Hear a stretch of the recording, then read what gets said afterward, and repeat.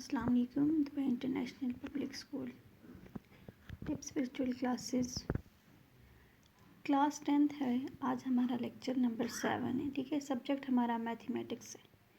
Class हमारा previous chapter जो था वो एंड हो गया था क्योंकि उसमें 3 एक्सरसाइजेस थी। उसके अलावा जो रिव्यू एक्सरसाइजेस थी उसमें सारा जो था वही है जो हम पहले कर चुके हैं। ठीक है, अब हम अपने नेक्स्ट चैप्टर की तरफ आते हैं। ठीक है, नेक्स्ट चैप्टर हमारा कौन सा? चैप्टर नंबर 2 है, थ्योरी ऑफ क्वाड्रेटिक इक्वेशन। पहला हम क्वाड्रेटिक इक्वेशन कर चुके हैं, अब उसी से रिलेटेड है। ठीक है, इसके लिए आपको पहला चैप्टर जो है वो क्लियर होना मस्ट है। ठीक है, सबसे पहले हमें पता होना चाहिए कि हमारे पास क्वाड्रेटिक इक्वेशन क्या है।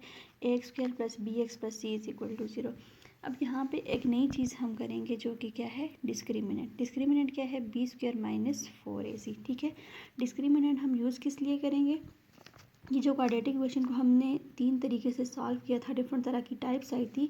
सॉल्व करने के बाद मिड टर्म ब्रेकिंग कहीं पे, कंप्लीटिंग स्क्वायर कहीं पे, क्वाड्रेटिक फार्मूला, तो उसके बाद एंड पे हमारे पास जो दो आंसर आते हैं एक्स के, ठीक है, वो आ जाते हैं इसके रूट्स। ठीक है, तो हम यही वैल्यू देखें ए बी सी, इसको जब हम डिस्क्रिमिनेंट में पुट करेंगे, ये ए है, बी है और सी, तो इसके रिजल्ट से हमें पता चलेगा कि वो जो आंसर होंगे इसके, ठीक है, इसको डायरेक्ट हम डिस्क्रिमिनेंट में अगर पुट करेंगे तो इसको सॉल्व करने से पहले ही हमें पता चल जाएगा कि वो आंसर किस किस्म के होंगे। ठीक है, उनकी नेचर का पता चलेगा। अब देखते हैं वो, और अच्छा, इनका आंसर का कैसे पता चलेगा, उसके लिए हमारे पास कुछ केसेस हैं। कौन कौन से आ जाते हैं? 3 केसेस हैं। ठीक है, ये आ जाता है केस नंबर 1, इस तरह से ये आ जाता है हमारे पास केस नंबर 2, उसके अलावा ये आ जाता है हमारे पास केस नंबर 3। ठीक है, केस नंबर 1 में हम देखते हैं कि अगर डिस्क्रिमिनेंट जो है वो, या इस यहाँ पे मैं डिस्क्रिमिनेंट ले लेती हूँ, यहाँ पे उसकी नेचर ले लेती हूँ कि रूट्स किस तरह के होंगे। अगर हमारे पास है बी स्क्वायर माइनस 4ac, ये जो डिस्क्रिमिनेंट, अगर ये 0 से ग्रेटर है तो हमारे पास रूट्स क्या होंगे? वो रियल होंगे, अनइक्वल होंगे। अगर ग्रेटर है तो, अगर वो ग्रेटर वैल्यू है, ठीक है, जैसे 1 2 3 4 कुछ भी, अगर वो कोई परफेक्ट स्क्वायर आ रहा है, जैसे 4 है वो 2 का स्क्वायर आ रहा है, अगर परफेक्ट स्क्वायर है तो वो क्या है? रेशनल है, उसके अलावा वो इर्रेशनल है। ठीक है, सेकंड केस क्या है? अगर इक्वल टू 0 है तो रूट्स हमारे पास इक्वल आ जाते हैं और रियल भी हैं। उसके अलावा डिस्क्रिमिनेंट अगर हमारे पास यहाँ पे आ जाता है, ये इक्वल नहीं है, यहाँ पे आ जाता है हमारे पास लेस देन। ठीक है, अगर लेस देन 0 है तो रूट्स क्या हो जाएंगे हमारे पास? अनइक्वल और इमेजिनरी आ जाएंगे। ठीक है, यहाँ पे ये जो कंडीशन आ जाती है ये हमारे पास ये लेस देन की है। ठीक है, अब हम नेक्स्ट की तरफ आते हैं क्लास। अब हम इसकी एक्सरसाइज पे आते हैं। ठीक है, एक्सरसाइज में इसके हमारे पास 6 क्वेश्चन हैं। ठीक है, और हर क्वेश्चन के कुछ पार्ट्स हैं, तो हम कुछ क्वेश्चन यहाँ पे कर रहे हैं और उसकी एक पार्ट करते हैं क्योंकि बाकी एक ही तरह के 3 पार्ट हैं तकरीबन सब में। तो पहला क्वेश्चन है, पहले मैं सिर्फ ये पूछेगा फाइंड द डिस्क्रिमिनेंट, सिर्फ डिस्क्रिमिनेंट फाइंड करना है। तो डिस्क्रिमिनेंट फाइंड करने के लिए हमारे पास क्वेश्चन है x square minus 4x plus 13।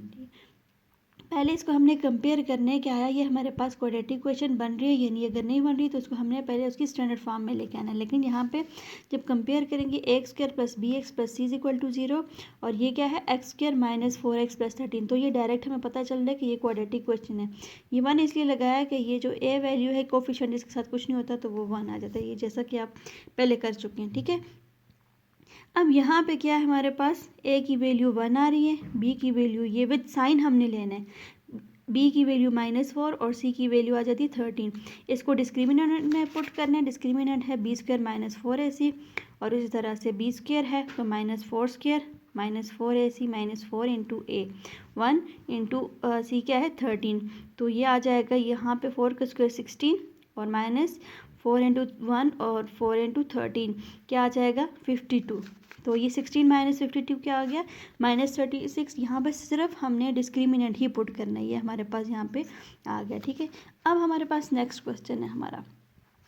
Next question में क्या है? Examine the nature of roots. अब हमने रूट्स की जो है वो नेचर फाइंड करनी है कि वो जो रूट्स होंगे वो किस तरह के, वो पहले ही बता देने हैं हमने। ठीक है, फाइंड नहीं करना विदाउट फाइंडिंग। तो हमने यहाँ पे पहले क्वेश्चन लिया 3x square minus 5x plus 1। ठीक है, अच्छा, इसको उसी तरह से सबसे पहले वही स्टेप है कि इसको कंपेयर करना है क्वाड्रेटिक इक्वेशन से। X square plus B X plus C is equal to 0 compare किया, ये क्वाड्रेटिक इक्वेशन बन रही है उसी तरह से। ठीक है जी, नेक्स्ट स्टेप पे आते हैं।